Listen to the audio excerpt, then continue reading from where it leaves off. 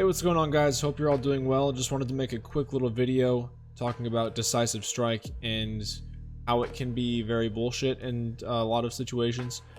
Now, I want to preface this video by saying I don't think there's anything wrong with using Decisive Strike. I use it myself. Like, it's an overpowered perk, but it's in the game so you can use it. I'm a very firm believer in that if something is in the game, you can use it whether it's overpowered or not. That goes for keys, that goes for Decisive Unbreakable, it goes for all that stuff. You can use it, and I believe the same for Killer. I think, Iridescent Heads, Insta Down, Bottles, Clown, Noed, even though Noed's not overpowered. You Survivor mains just cry about it, even though it's not overpowered at all. But yeah, if something's in the game, people can use it. This video is more so aimed at the people who want to pretend like Decisive Strike is not as good as it is, or act like, it's only an anti-tunneling perk and that you can't use it in any other situation. We all know that's not true, and if you say it's not, you're just denying it or just playing stupid, or maybe you are just stupid. Could be the case. Good survivors 9 times out of 10 will use Decisive Strike offensively. They just don't give a fuck, because it's 60 seconds of you can do whatever you want, and there's not any consequences. Sure, you can get slugged, but you still have 3 teammates that can easily pick you back up. Or if you have Decisive Unbreakable, you can pick yourself back up. So there's not a lot of consequence. You can sit on a gen injured, you can run into the killer's face or body block another injured teammate and force them to hit you instead, because the killer can't pick you up, right? So they have to slug you, and then that other survivor might make it to a loop. So there's just a lot of situations like this where Decisive Strike is used offensively, and you might as well use it offensively if you're able to. But that's not what the perk is supposed to be, right? It's supposed to be an anti-tunneling perk, which means if you're going after the same person over and over, they get a chance to, not get tunneled, which I agree that's what the perk should be. But when it gets to the point where you hook them, you go after another survivor, maybe even 2 other survivors, and then that survivor still just throws themselves in front of you, basically forcing you to tunnel them in a way, like forcing you to hit them or forcing you to down them because you can't pick them up. I think it's silly, and I think it's even sillier to pretend that the perk is not as good as it is. I just finished up one of my Twitch streams, and during the stream there was a match where DS got used offensively, and I ended up picking the survivor up, and it had been like 50 seconds or something since they got unhooked, but I was completely focused on other survivors, and they just sort of threw themselves into the mix, and I got DS'd. And I just kind of wanted to show you that example. It happens a lot, happens to a lot of killers. A lot of survivors use it that way. You do, and it's fine. Like I said, use it how you want to. All I'm saying is don't pretend like it's not an overpowered perk. Don't pretend like Ruin Undying is more, overpowered than Decisive Unbreakable, because it's not. That's just silly. But the difference is Undying is getting reworked. Ruin got reworked.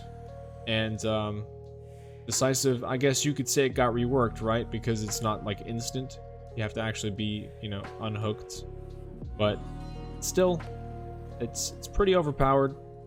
And like I said, that's fine. I have to keep saying this because I know that so many survivor mains watch videos like this and they're foaming at the mouth and they're just saying, stop crying about it. It's like, no, I'm not trying to cry about anything. I'm just trying to have a discussion and just show you my perspective and the perspective of a lot of people who have to deal with offensive Decisive Strike, not used as an anti-tunneling perk.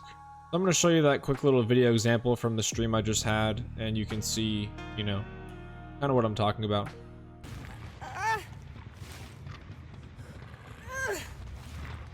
Luckily, she fucked up.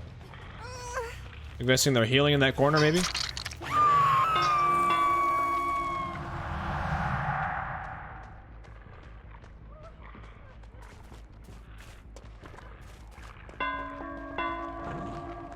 What the hell was that delay?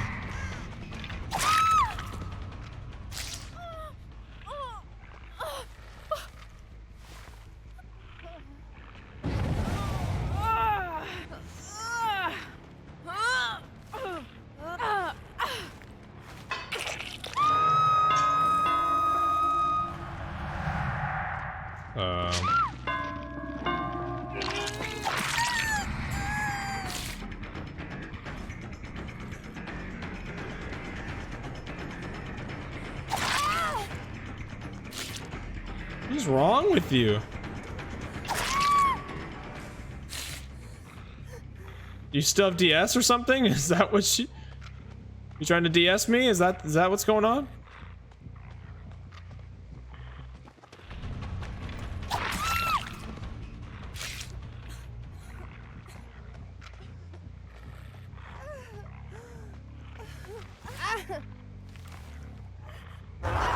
See, that's the problem with Decisive Strike. Right there. That's the problem with Decisive Strike. Did I tunnel that person? Did I tunnel that person? Did I deserve to get DS'd right there?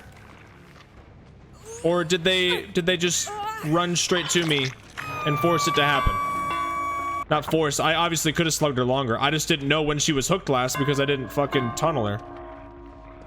So as you can see, I hooked that Nia. I went after a different survivor. Down that survivor. Hooked that survivor. And then I went after another survivor. And then I downed that survivor.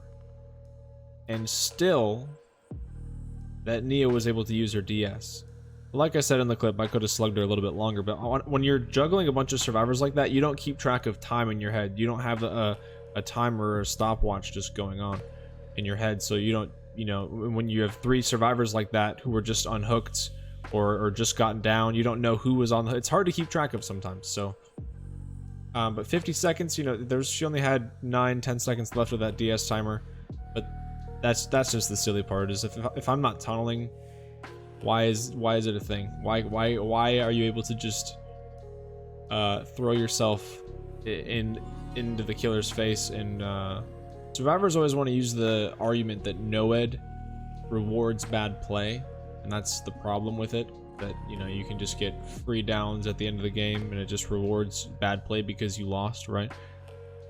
Well, I mean, I think you could argue that Decisive Strike rewards bad play because, you know, if you're getting unhooked and then within a minute you're going straight down again, and then you can just get off for free, you know, you could have looped a little bit longer, maybe not.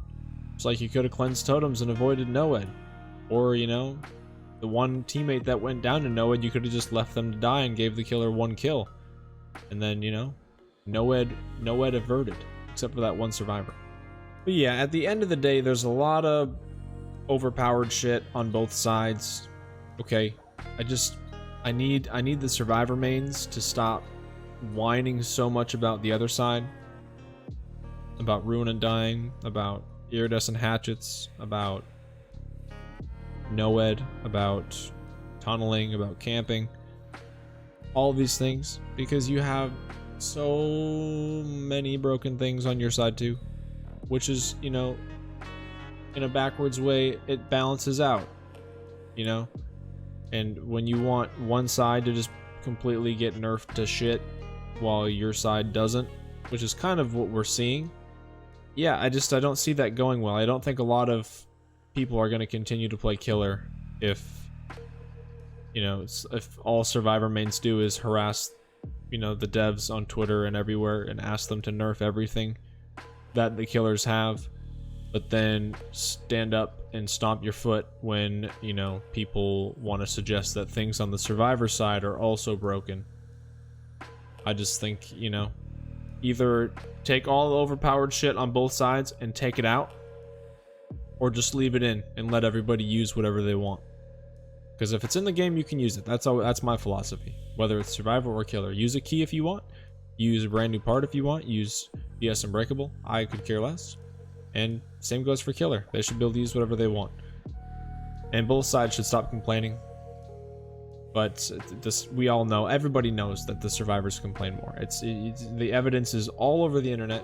So that's all I'm asking, survivor mains. Maybe just come to terms with the fact that there's not, you know, just broken shit on killer's side. That you have plenty of things to work with on your side too. And if you don't realize that, then you're, you know, maybe not so great. Maybe you need a little bit more practice. Maybe you need to, you know, understand the game a little bit more, which is fine. Maybe just take some time to learn and figure out what you got and then use it to your advantage.